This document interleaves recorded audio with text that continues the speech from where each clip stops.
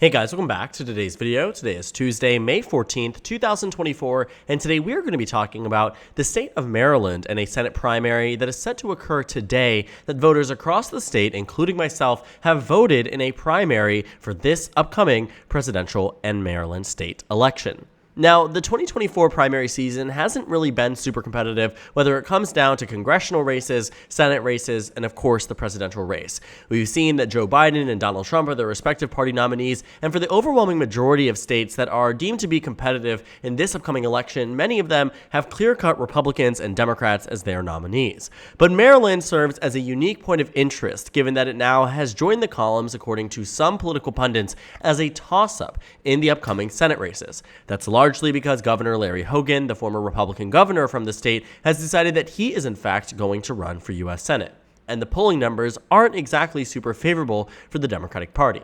But of course, there's a step before you get to the general election, and that step is a partisan primary, a primary in which voters have to choose amongst themselves, amongst Democrats, amongst Republicans, as to who they are nominating for this November election.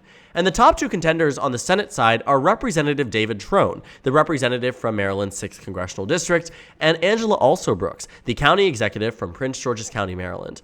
Both of these two candidates are in a position where they are well positioned to win the U.S. Senate race and this primary. Both of them have been polling well when it comes down to recent polls, but largely speaking, David Tron has maintained a lead for the past couple of months leading into this primary election. Why is it that it's so competitive? Because it ultimately is seen as a race of money versus endorsements. As right now, the governor, Lieutenant Governor, other Senator Chris Van Hollen, the entire Maryland Democratic delegation in the House of Representatives has endorsed Angela Alsobrooks for U.S. Senate. David Tron, on the other hand, known well for having founded and being the CEO of Total Wine, has self-funded his campaign and largely has been riding on those self-funded dollars in order to do well across the state. And so looking at this Senate race, it has become one that is so hotly contested, largely because it is one of the only hotly contested races, one of the only contested races across the country. Maryland is at a unique point where now there seems to be potentially a competitive race in the November election, which I have thoughts on and I will talk to you about later on in this video. But it also starts right here in the primary season where you have two dueling parts of the state, Montgomery County and other outside regions, not even Montgomery County, really different parts of the Maryland House delegation compared to some of the more suburban outside Washington, D.C., delegation group there. I mean, what you are finding is that this is going to be a very interesting primary and one that people are looking to as whether or not Maryland, as a state that serves to be a microcosm for the National Democratic Party, is moving on with future politics or sticking with what they know. In that case, would be David Tron. And so looking at our Wikipedia page here, I know we love to use this because it pretty much compiles everything we need to know about the Senate election here in Maryland. On the Democratic side, Angela Alsobrooks and David Tron are the only two I mentioned, but there actually are quite a few people running. But ultimately, it just isn't that competitive. When you're taking a look, too, at those who have withdrawn from the race or declined from the race, there actually was a substantial amount of people that could have considered deciding that they were going to run for U.S. Senate and ultimately decided against. For instance, sitting U.S. representatives, the sitting U.S. Senator, the sitting governor of the state, the former DNC chair, Tom Perez, who is now was the Secretary of Labor and is now supposedly getting back involved with the Biden campaign and back involved with the Biden White House. Other representatives across the state, pretty much all of them have decided that they are not going to run, and a lot of them decided that they were going to endorse Angela Alsobrooks. When I say this race is about endorsements versus money, I mean it through and through. When you take a look at the endorsement list between David Tron and Angela Alsobrooks, it is quite literally night and day. David Tron has the U.S. Representatives, John Delaney, who is the former representative from his districts. He has Hakeem Jeffries because he is the House Minority Leader and David Tron is in the House Minority. He also has one singular Democrat from the House delegation, and that's Dutch Ruppensberger. That's it. In terms of statewide elected officials, he has Anthony Brown, the Attorney General, who recently won his election, also served in Maryland's 4th District. And then he has a few county officials, some local officials, and very, very few individuals, and just a few labor unions. When it comes down to Angela Alsobrooks, the difference could not be more stark. U.S. ambassadors, multiple U.S. senators, multiple U.S. representatives, in fact, the entire U.S. House delegation from Maryland, with the exception of the sole Republican, Andy Harris, and the sole Democrat who has endorsed David Tron. The other statewide elected officials, you have some big names. Governor Wes Moore, Brooke Learman, Aruna Miller. You have very well-known names across the state that are endorsing Angela Alsobrooks for the U.S. Senate race. She has numerous county executives, many individuals, numerous labor unions. I mean, you are talking... And, David Tron has a few more labor unions here, but what you're finding here is that in terms of the endorsements, End Citizens United, Emily's List, Congressional Black Caucus, I mean, you are talking about names that matter a lot in the state of Maryland, including newspapers like the Washington Post. And so altogether, you are seeing that Angela Alsobrooks fuels in with all of these endorsements. So why is the race competitive? Based on endorsements alone, one would expect that Alsobrooks has this race in the bag. Well, a lot of what happens here is money. You see, looking at the amount that has been raised and spent, David Tron has outspent Angela Alsobrooks by an enormous margin, nearly 10 to 1, $51 million versus 5.8. And you have to ask, where is this money coming from? Well, I told you he owned Total Wine, and that should tell you, if you're anyone who lives in the United States who lives near a Total Wine, that he has a very large amount of money. He self-funded his campaigns from 2016 to 2018 to 2020 to 2022 and now to 2024. This amount raised here isn't because David Tron is some type of fundraising juggernaut. It's because he has the money, he has the means to spend and fund his own Senate race. And that's what's happening here. At the start of this campaign season 2, David Tron had a very big head start. When the initial polls came in November, the closest one there said that it was 36 to 31, with David Tron in the advantage. Then it expanded to 45 to 25. Reputable pollsters done in the state showed, for instance, Emerson College a 32 to 17 advantage in February. Months later, after Angela Alsobrooks, David Tron had continued to campaign. And so it went on and on and on, even to most recently, less than a month ago, we saw a release of the polls from Opinion Works that showed that David Tron had an advantage over Angela Alsobrooks by a very substantial amount, 48 to 29 when there were other candidates in the race, and 50 to 38 in a head-to-head matchup. And then it went radio silent. Endorsements started rolling in for Angela Alsobrooks. She started spending in more and more money, and so did he, right? He ramped up $6 million in the past week into the Senate race here. But then the numbers started to change. The two most recent polls, one from Concord Public Opinion Partners and one from Emerson College, show that in a head-to-head matchup, Angela Alsobrooks defeats David Tron 47 to 44. Concord Public Opinion says 39 to 34. There's been a change here in terms of who's taking the lead, largely because Angela Alsobrooks is reeling in endorsements after endorsements. There is a huge juxtaposition here, too, for the Maryland Democratic Party that cannot be ignored when it comes down to Maryland's Senate race here. Angela Alsobrooks is a young black woman. She's running to represent a part of the state that has not had Senate representation in a very long time, is underfunded compared to David Tron, and also has not served in terms of U.S. House or U.S. Senate capacity before. David Tron, on the other hand, is an older white male, a representative of the Maryland Democratic Party from years past, but maybe not in the present. The Maryland Democratic Party is comprised of roughly equivalent minority Americans and white Americans. That is how the Maryland Democratic Party is. And when it comes down to voting blocks, the Democrats rely on for elections like ones in Maryland, they heavily rely on minority voters like Asian American voters in places like Montgomery County. They rely on black voters in areas like Prince George's, Baltimore City, and Montgomery County. I mean, you are talking about a minority, voting coalition that Democrats win consistently, that they do on the national level, that has a significant number in terms of population in the state of Maryland that makes a difference. And so in a way, this is a primary that is the true test about where we are as a Democratic Party in the state of Maryland, where Democrats are in this state. Because in reality, it doesn't normally matter. Maryland is a safe blue state, at least until it's not. And this race is at a unique point of interest because the general election is expected to be competitive in the same way the primary is too. And usually in Maryland, I'm telling you this from personal experience, and anybody who lives in a safe state can tell you this as well. The primary is where the election ends in 80% of races across this country.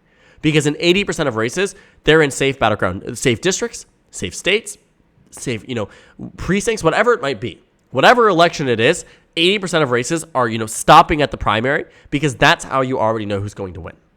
In this race, it may not be the same. And so there's a lot of conversation, too. This question of electability, this question of who can beat Larry Hogan. And so the opportunity here for Democrats is, Who is going to well position themselves to win over voters that are looking at it from purely an electoral sense? Does David Tron have what it takes to win? Does Angela Alsobrooks have what it takes to win? These are questions that voters are asking themselves, and it's a very fascinating primary.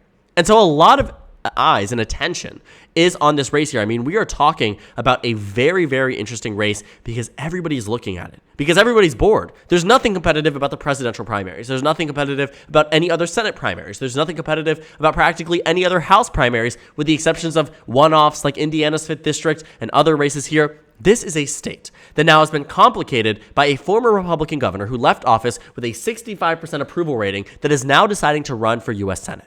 And so it is complicating it in a way that it makes this primary all more important in a state that already was going to have a competitive race. And now the general election is even more important. The polling numbers right now in the state of Maryland don't exactly show good news for Democrats. Against Angela Alsobrooks, Larry Hogan leads by 6.5, and against David Tron by 3.8. The point here, though, Republicans are leading in the polls against Democrats. But I would caution this. When Larry Hogan first announced his bid for running for Senate, he immediately took a lead in a number of different polls. And that's largely because people knew his name. They recognized his name, and they liked his name. But attack ads have started to swarm in. Attack ads against Larry Hogan being unable to take a pro-choice ideology like he did in the governor election. Being unable to take on some of the more tame Republican stances that he took on when he was in the governor's mansion. A lot of these things that he did to appease voters back in 2014 and 2018 that worked and likely were aligned with how he fundamentally believed, he has now changed. Why? He's running for a nationalized seat. When you go to a primary election and you're Larry Hogan, and you know your base already defeated your supposed successor that you wanted to be in the governor's mansion after you left. In 2022, the state of Maryland, despite his heavy involvement, rejected him through a proxy war between Dan Cox and Larry Hogan's endorsed candidate there. And I think, I can't even remember the name right now, and I think that's a testament to about the relevancy of that Republican figure. But the point here is that what we find is that Larry Hogan's entrance into the race, while initially did shake up the race, seems to be walking back a little bit further. The Hill and Emerson College released a poll recently, early on this month, that shows that David Tron and Angela Alsobrooks both defeat Larry Hogan. Now, I've been saying this from the beginning. I will not change my characterization from the state of Maryland to anything but a Democratic victory. Could I see it being likely blue at the worst case for Democrats? The answer is yes. But Maryland is a blue state. And I think we really need to reject this idea that Maryland is going to be somehow miraculously competitive just because a Republican governor is deciding to run. Because we've seen this story play out before. Remember Phil Bredesen back in Tennessee? He led by 12 to 15 points in early polling when he announced. Why? He left office with a 67% approval rating. His last election in Tennessee, he won every single county, and he ran in a blue wave year. And yet, despite the polls saying a much closer race was set to occur, despite all the pundits saying Tennessee was now a toss-up, it reverted to what it knew best, and that was voting red. And he lost by double digits. Remember Montana in 2020, 2 years after the Phil Bredesen incident. Incumbent Governor Steve Bullock, not even an outgoing, governor, not even a former governor, an incumbent Governor Steve Bullock, who won re-election on the same ballot that Donald Trump defeated Hillary Clinton across the state by 21 points in 2016, decided I'm popular enough. I want to run for Senate. So he did. And guess what? He outperformed Joe Biden by 5.6%. What do we know about Montana? It's a Trump state. It's a Trump state that even with a popular Democratic incumbent governor could not crack, and he lost by double digits. This is a story that has been told time and time again.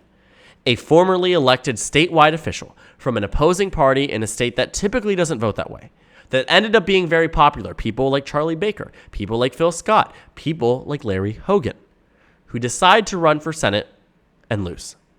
We have seen this before, and we will see it again. The Senate race that is the most important part of this race, at least, is the Democratic primary. It is the matchup between Tron and Alsobrooks, and based on what we're seeing, I rarely ever weigh in on races like these because I think, generally speaking, the majority of them have already been set in stone years ago. But I think, based on what I've seen, both on the ground, both on social media, in terms of expected turnout, in terms of endorsements and momentum, I think Angela Alsobrooks will not only be the Democratic primary victor in the state of Maryland, but the next U.S. senator from the state. Now, you can tell me if I'm wrong. I might be wrong. Tomorrow, we'll know. But I think this has been such an interesting primary to follow. I haven't really been giving it much coverage because I really didn't think at one point that even, David Tron would come within a point where he was losing when he had a 20-point advantage and such a money advantage. I mean, you're talking 10-1 practically against Angela Alsobrooks. It'd just be very interesting to see, because I think this will also serve to be a testament to whether the Maryland Democratic Party and potentially the National Democratic Party is moving on away from older white men when it comes down to representation and when it comes down to electability, because that will be a question. Because that is absolutely part of the calculus of many voters in the state. That is absolutely a fundamental, difference you see between Tron and Alsobrooks. And I think also, too, in terms of who's going to be serving out a longer U.S. Senate term, continued term, Alsobrooks is younger, Tron is older, again, could be a testament to whether or not voters are taking age into consideration, which may matter for the general election, but also future elections, future Democratic primaries, about whether or not that matters to the average voter in the state, the average voter in the National Democratic Party. So all eyes on Maryland tonight. We're going to be closely watching these primary results. I'll be watching it on the New York Times on my computer in just a few short hours. Hopefully this video goes up before then. I can promise you that it will, but the Wi-Fi I'm on right now in terms of upload speed is quite slow, so hopefully it gets out before the polls close. Ultimately, though, take a very close look at Maryland. I think it'll be very interesting and probably has indicators for things well beyond just the individual race that we're looking at today, but likely the future of the Democratic Party. So thank you guys so much for watching this video. Make sure to comment down suggestions below. Subscribe on the left if you haven't already, and check out the Instagram and Twitter. At the bottom left of the screen, there's also a Discord server for you to go ahead and join. On the screen, there's a video you can watch, and then a playlist for my 2024 election analysis videos. Again, thank you guys so much for watching, and I will see you all later today.